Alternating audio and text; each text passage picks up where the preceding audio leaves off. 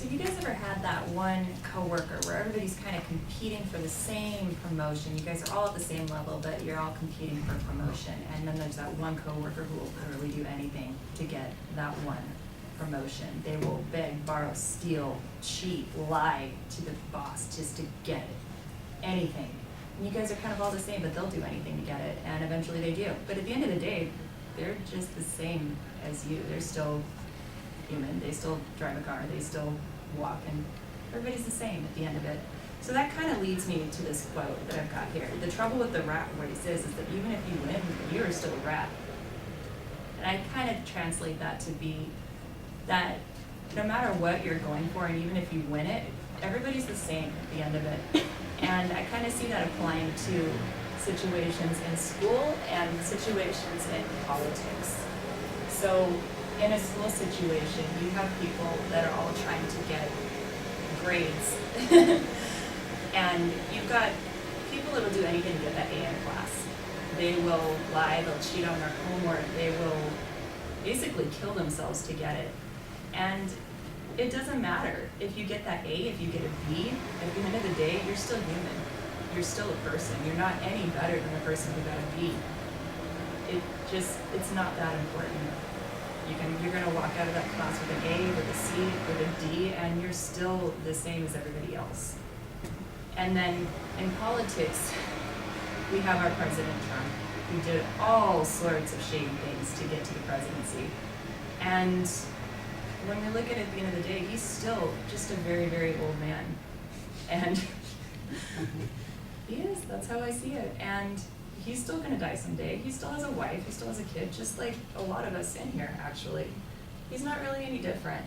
And it just doesn't matter. It doesn't matter who you are. He could be anybody. He could have been, I mean, Hillary Clinton has a wife. Scandalous. Right. So, okay, then. So, really, it doesn't matter who you are. You can win it, you can lose it, you can get that A, you can get that B. At the end of the day, you're still just a person. You're still just a rat, just like everybody else. Thank you for hearing my wonderful speech today.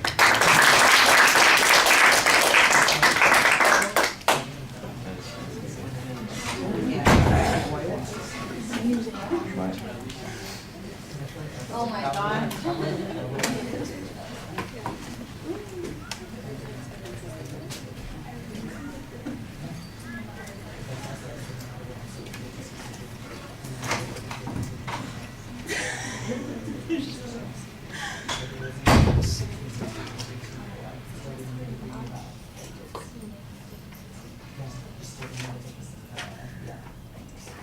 Oh, no, you're fine.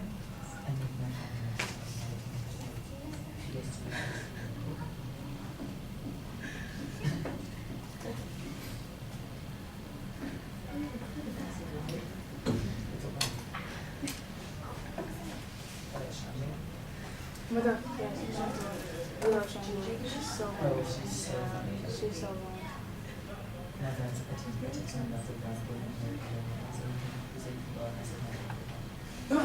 No, you did. Honestly, me too. No, that was flat out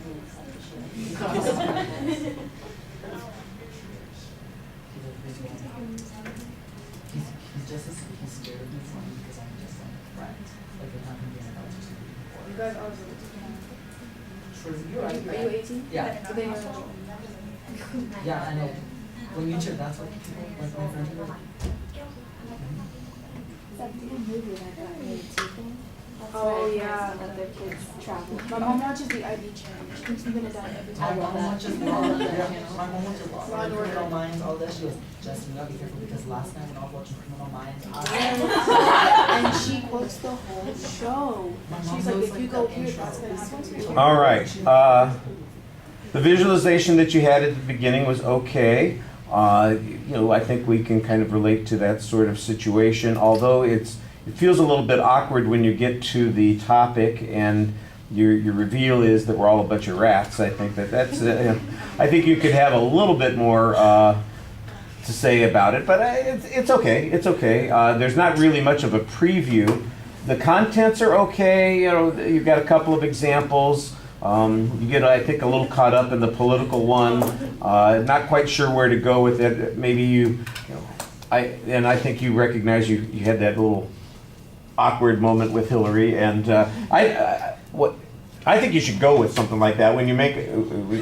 I'd make a joke about it and said, not that Bill's a wuss, but let's face it, she's the one with the balls in the family or something like that.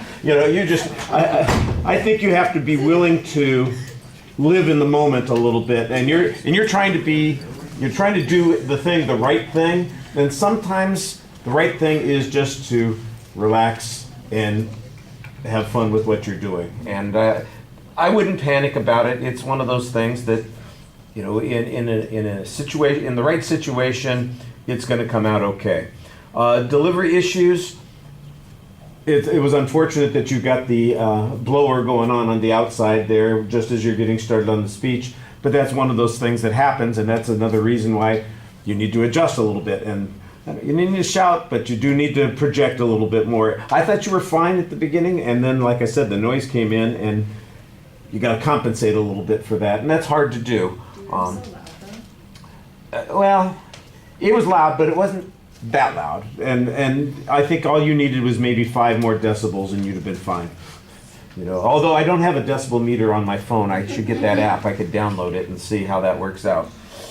Gestures. I tell you what, there were a couple of spots where you had some poses that you did that looked a little bit like that's where the anxiety's coming out.